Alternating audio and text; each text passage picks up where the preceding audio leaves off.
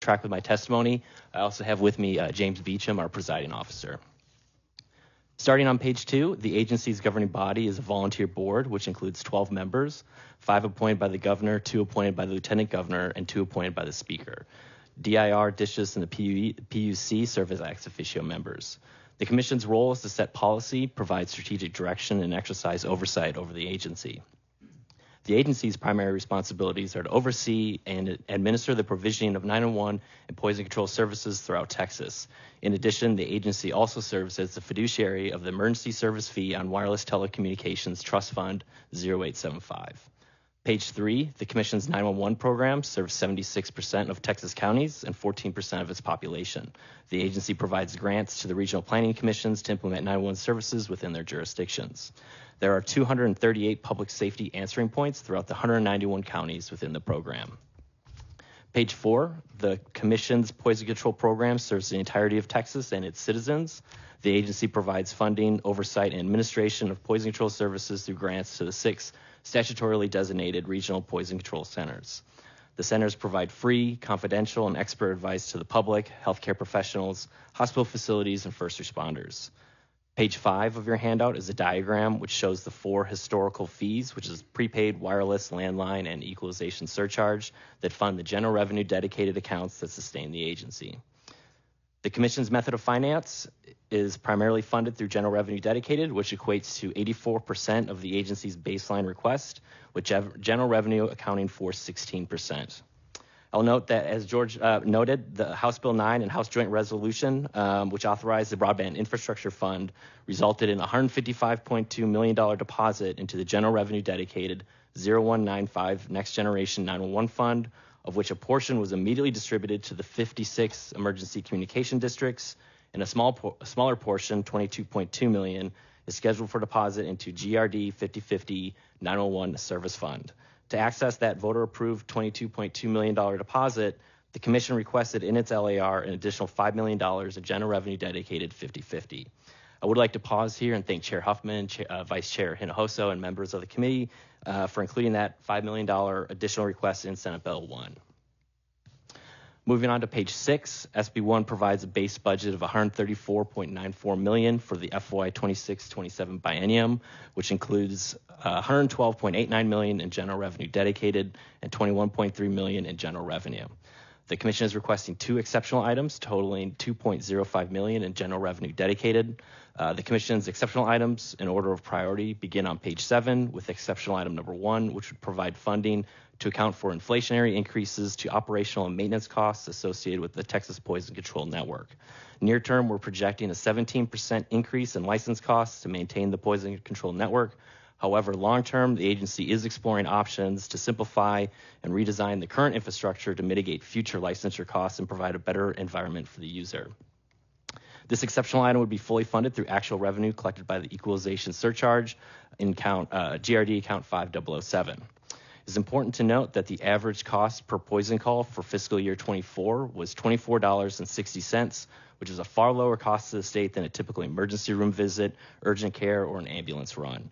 The Texas Poison Control Program provides immediate access to a healthcare professional to provide life-saving advice when dealing with poisonings to reduce further interventions within the healthcare system. Page 8, exceptional item number 2, would provide funding for a group change and a salary increase for the executive director position. The Commission wants to ensure it can retain executive leadership and over the long term and offer a market competitive salary and award compensation commensurate with performance and the critical nature of the position. This request is further supported by the recent Texas SAO's FY 2025 Executive Compensation for State Agencies report, which also recommended a salary group 5 change for the executive director position. With that, I'm happy to answer any questions. Senator Nichols. Thank you. Appreciate the layout. I remember the Poison Control Program went through sunset a few years ago, and I just happened to be on it. Most people don't even realize we've got it. But I noticed on your page related to the Poison Control Center, you get 350,000 calls each year. That's about 30,000 a month. Do you know what your average wait time is on that? 13.5 seconds. How long? 13.5 seconds. 13 seconds? Before you'll get connected with Thank you very much. Maybe they want driver's license off. Oh. Give them the driver's license office. Give them the driver's license office. We're looking for a taker, but I'll defer to the comptroller. Yeah, nobody seems to want it. All right, that's all we have. Thank you very much for being here. Thank you. Appreciate it. Yeah, Senator Kolkhorst. Yeah, just on the poison control. I mean, how many we have? 6? 6, yes, ma'am. You know, there was back in the day when we did gear, which I still like gear, and I think we should do it again. You know, there was thoughts that we could consolidate those offices. I mean, because why do we have to have 6 offices? And are they in the offices, or are they just at home answering calls? So all the poison control centers, there's actually an accreditation that they have to receive, which actually ties to, I believe it's a Rider 6. Okay. Within those accreditation standards does require each center to have individuals physically located. They're all in public health institutions except for the Temple Poison Control, which is at Baylor Scott and White. They do have more experienced spies are allowed to have a hybrid approach, but through their accreditation standards, they are required to have. What do you mean a hybrid approach? We can be answering poison calls remotely, so from home? Correct, yes, ma'am. You know, Madam Chair, I was going to ask this question, and I'm so mad that we're many days into this, but I am curious about what percentage of our state workers work from home. We had LBDB do a study, which I will share. We don't have to go into it now, but I'll have them do a presentation on it. Will you have that? 'Cause I do have it, yes. Okay. And then my question about the poison, I'm amazed that 30,000 call a month. Because if I just swallowed some poison, I would call 911. Does 911 then direct them to y'all? Yeah, so they can actually do direct transfer, so they'll direct transfer to the poison control. Because I wouldn't just have somewhere on my refrigerator or you know, hey, if you eat, you know, drink some poison, call this number. 222-1222. What is it? 222-1222. That's just doesn't ring, you know. I mean, like I'm not, it's not sure. Not quite the same as 911. My synapses would pull that at that moment. Do y'all get poison calls about dogs? Yeah, and there actually is a completely separate from poison control. There actually is a poison control for animals. Is that one of the 6, or is that the 7th office? Oh, it's not connected to our program whatsoever, but there is an actual animal poison. Who does that one? I have no idea, but I know it exists. I don't think it's in state government, but it might be. We might find that somewhere in here. It might be in here.